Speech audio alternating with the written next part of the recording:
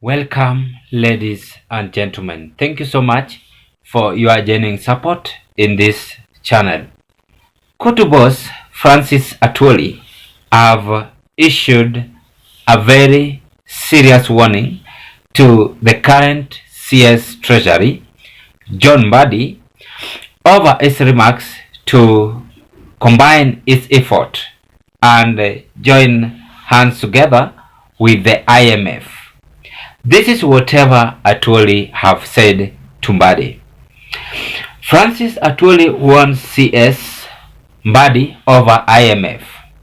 Furthermore, carried on by saying, Central Organization of Trade Unions (COTU) Secretary General Francis Atwoli has cautioned Treasury Cabinet Secretary John Mbadi against implementing International Monetary Fund (IMF) condition blindly. In a statement on Wednesday, August 14th, Atwoli said, following IMF advice without scrutiny has restarted in adverse efforts on Kenyans and workers in the past. COTU warns against falling prey to tactics that will worsen the tax burden on Kenyans and create social upheaval. We call upon the new National Treasury Cabinet Secretary to approach IMF condition cautiously with a deep understanding of their potential impact on ordinary Kenyans.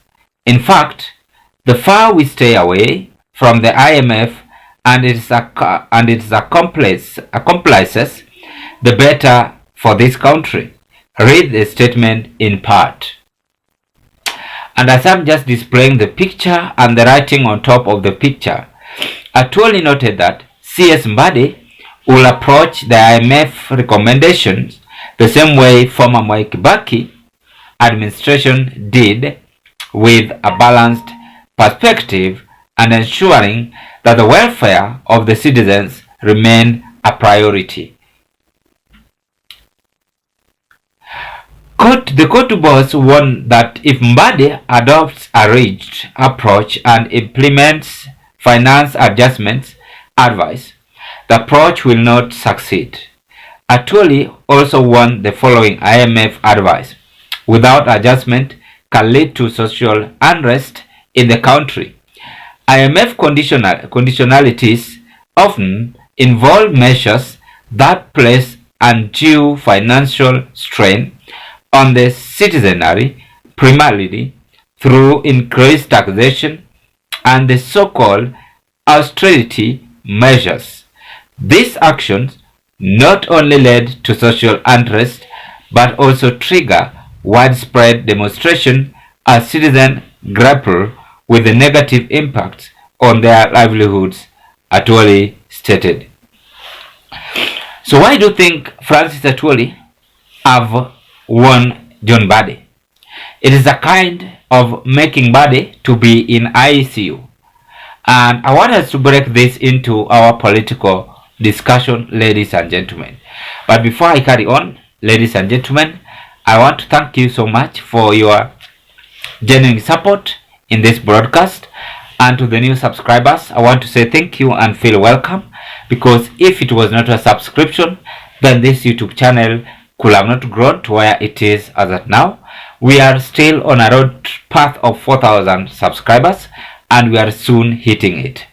And if you are watching me for the first time, I request you kindly take a 1 second and click that notification bell and subscribe to our YouTube channel. In that next time, when I upload to you such kind of a video, the video will automatically comes into your YouTube platform. Number one, let's proceed with this.